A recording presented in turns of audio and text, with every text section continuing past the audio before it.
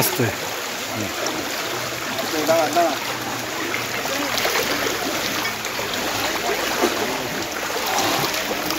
Hello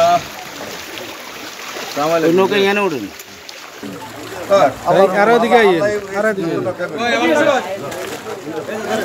আল্লাহ রক্ষা করবেন আর কেউ যায় না এদিকে আর মাইয়ালাগের আগে দিলে ভাই মাইয়ালাগের দিলে হতুল না খাই ভাই মাইয়ালাগের দিলে হতুল না খাই কি আছে এদিকে আসো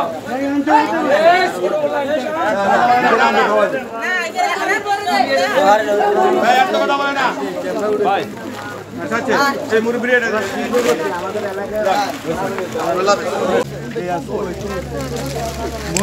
আমরা তিন পরিবার তিন পরিবার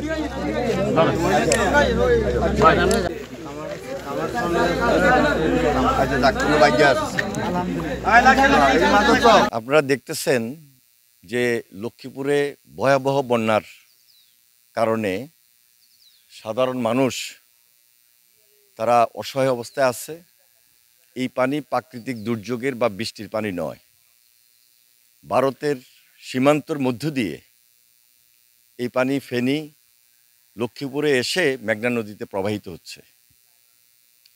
সুতরাং বুঝতেই হবে এটা শুধু আজকে ফেনী লক্ষ্মীপুর নোয়াখালীতেই এই পানির প্রবাহ না, ডলের পানি, এটার সঙ্গে একটা ষড়যন্ত্র সম্পর্কিত আছে।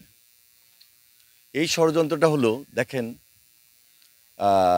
বিগত দিনগুলো আমরা কিন্তু ভারত থেকে বাংলাদেশের মানুষের সেন্টিমেন্ট অনুযায়ী কোনো সহযোগিতা পাই নাই। একটা সরকারকে তারা ক্ষমতায় রাখার জন্য সহযোগিতা করেছে। আজকে সেই সরকার গণ আন্দোলনের মুখে তাদের পরিণতি হয়েছে, তারা দেশ ত্যাগ করেছে, কিন্তু ষড়যন্ত্র কিন্তু বন্ধ হয় নাই। এই জন্য বলছি আমরা বাংলাদেশের মানুষ সম্পূর্ণভাবে ষড়যন্ত্রের শিকার। সকল ষড়যন্ত্রকে উপেক্ষা করে মোকাবেলা করেই আজকে আমরা এই দেশে একটা শান্তিপূর্ণ বাংলাদেশ সৃষ্টি করতে যাচ্ছি। সেই জন্য সবার সহযোগিতা প্রয়োজন, ঐক্যবদ্ধতা প্রয়োজন। বলতে প্রত্যেকটা ইউনিয়ন, প্রত্যেকটা ওয়ার্ড, প্রত্যেকটা থানা, উপজেলা এবং পৌরসভার ওয়ার্ডে আমাদের অঙ্গ সংগঠনের নেতাকর্মীরা কাজ করতেছে, আমরা টিম ওয়াইজ কাজ করতেছি। তাছাড়াও আমাদের সংগঠনের বাহিরে সাধারণ মানুষ বিভিন্নভাবে এগিয়ে আসছে, তারা আমাদের সঙ্গে যোগাযোগ করছে। তাদেরকে নিয়ে আমরা একটা কন্ট্রোল রুম গঠন করেছি। ওই কন্ট্রোল রুমের মাধ্যমে প্রত্যেকটা জায়গায় যেখানে বন্যার পানি আছে, মানুষ অসহায় অবস্থা আছে, তাদের বাড়িতে বাড়িতে পৌঁছিয়ে দেওয়ার জন্য যত রকমের সাহায্য সহযোগিতা এটা আমরা অব্যাহত রেখেছি, অব্যাহত থাকবে। এই সরকারকেও আমরা সহযোগিতা করব।